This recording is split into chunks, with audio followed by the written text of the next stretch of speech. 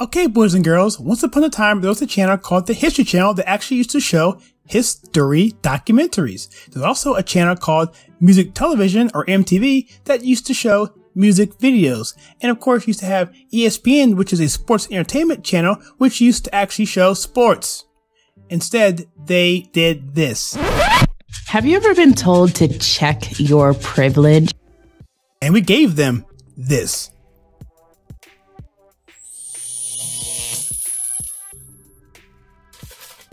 Hello, my name is Kyle and welcome to the channel. And if you're looking for content based on culture, TV, and movies and politics filtered to you the right way, then consider hitting that like and subscribe button and that bell icon so you don't miss any future content.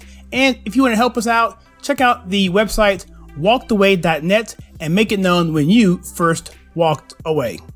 Okay, so in this video, I want to talk to you about ESPN and how their ratings are totally tanking and how the social justice narrative that they've been embracing for the past 2 years is just causing viewers to just run for the hills.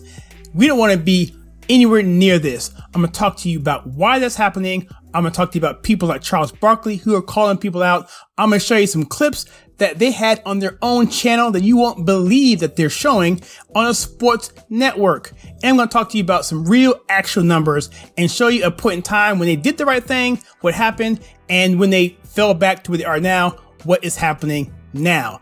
It is an interesting story, and ESPN better shape up because the NBA, NHL, NASCAR, NFL is all going to catch it once this thing kicks in full gear. So I'm just saying, people are sick of this, and Charles Barkley, who is a MVP, an NBA MVP, he's a Hall of Famer, and he's also a pundit, a sports pundit on TV. He says he's concerned that social justice will drive people away from sports. Yeah, Charles, I think you're on to something.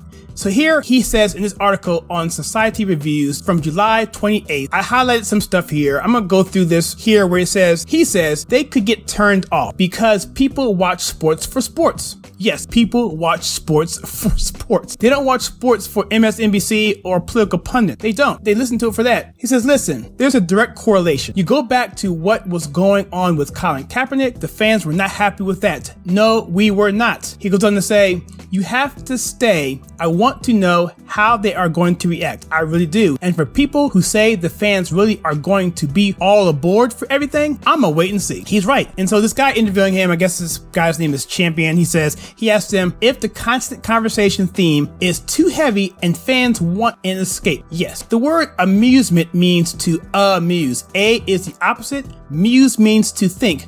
Amuse means not to think. People won't want to think about this stuff. They want to escape. And so he asked the question, you know, is it too heavy? Yes, it's too heavy. You have riots going on, cities burning, people dying. You have people locked in their homes for an indefinite period of time. They can't go out. People are losing their jobs. It's a very horrible time. And people want to go to other things to look at that. I remember back in 9/11, I don't remember the channel itself. I think it was the Cartoon Network, but it was a channel like that. Maybe it was Nickelodeon, but they took a stance. They were not going to show anything about 9/11 at all because they understood that people want somewhere to go, one place to go where they could escape into an entertainment realm or an amusement realm so that they can just not think about it. Right now, you can't escape it. This channel was formed because I could not escape it and had to push back and say, hey, stop, enough. And so Charles says, no, it's not stick to sports. I don't think that we should ever just stick to sports, but I'm saying with the pandemic, it changes the world forever. And these people, I think, are like, can I get a break just one day? He says, you know, this notion that just because these guys are back, everyone is going to run back to the basketball court. Then if these guys are going to talk about the heavy stuff every single day, I think there could be a backlash. I really do. Charles, you are on to something, and we're seeing it, and we'll see the numbers in a little bit. So also in this particular website, we have this article, which says ESPN goes full Marxist while ratings drop to all-time lows. This is a very interesting article. This came out 2 days prior to the Charles Barkley interview. It says here, With no sports in sight, ESPN has decided to dedicate its 24-hour sports network to radical social justice, and their fan base has fled faster than women fled the Titanic. 2 weeks ago, ESPN did its lowest viewership in the 41-year history of the network, abandoning sports altogether. ESPN has spent the last month of their coverage to the death of George Floyd and race relations in America. These are fine topics for CNN and MSNBC, but not for the worldwide leader in sports. So, ESPN First Take, which is a talk show, one of the popular talk shows. I think Stephen A. Smith's on that, I believe. That might be right. If it's one of those kind of things, but it's very popular. It says was the highest rated ESPN studio show all day, posted just 211,000 viewers. That was the 93rd highest rated program on all of cable. Get Up is a show that had 136,000 viewers on June 10th, the lowest numbers of viewers in the show's history. SportsCenter all day had just 168,000 viewers. NBA The Jump had only 112. Highly Questionable had about 151 viewers, and Around the Horn had about 175. So we're seeing a trend here. ESPN then doubled down on the woke with the 2020 ESPY Awards. The ESPY Awards crashed to the lowest viewership ever recorded. Now, the ESPY Awards are essentially like the Oscars for sports. Just think of it like that. Okay. Making it the smallest audience the show has ever reached, dating back to its inaugural awards in 1993. The previous low occurred in 2011 when 1.98 million viewers turned in, according to Sports Media Watch. With no live sports to focus on, this year's ESPYs were largely devoted to humanitarian and social issues. In other words, no sports. Okay. And lastly, it says here that ESPN tripled down on woke with the Undefeated, a SportsCenter special that sought to teach its audiences about white privilege. Now, in this particular article, there are several things here that I want to talk to you about. Starting with this. This is some clips that ESPN actually showed on the airwaves, ESPN, and this is something that in this article here, and I want to just say, would you want to see this in the morning? I took these clips, and because you don't want to see this, I just took the highlights and put it into a little clip here. Let me know if this is what you want to see first thing as you're drinking your coffee before you go to work. We're going to get a little uncomfortable in this conversation, and I'm going to start with you, Tim. Why is it so hard for white people to talk about racism? Have you ever been told to check your privilege? You know what I've told my white peers? Go talk to your white friends and your white families and your white coworkers. And I'm dead serious about that in all sincerity, because the bottom line is that we know what this is like. We've been telling y'all. So when it comes time to discuss it, we don't need to talk to y'all. I didn't think so. Okay, so let's look at some numbers here. This is from Lightspeed, and this is the basically 4 years running of ESPN ratings per quarter in terms of subscriber declines.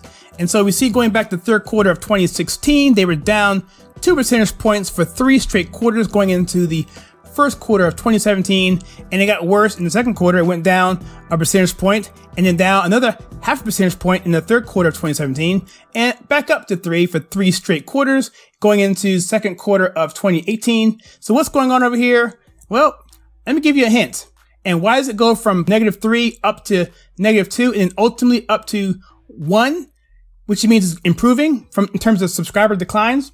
It's because of this woman right here, Jamela Hill. She was fired. As you know who she was. She was a woke personality who was essentially saying that Trump is bad, Orange Man bad, Republicans are bad, white people are bad, everything that's not black is bad. And people got tired of her and they ultimately got rid of her. And so we start to see increases in their subscribers right here. And that's a direct correlation.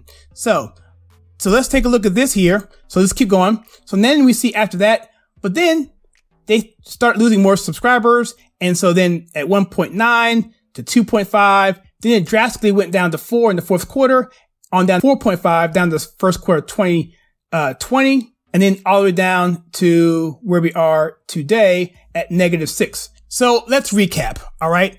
So what we have here with ESPN, they're seeing the lowest numbers in subscribers they've ever seen. And to be fair, people have been unplugging the cord for quite a while. But you see those last 3 or 4 quarters, nothing like that.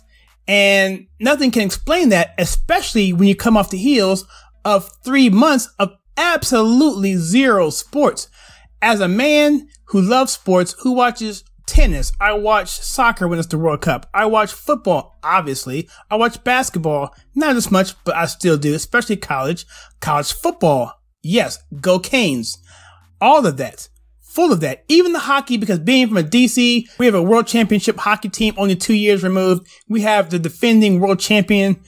We have the Mystics.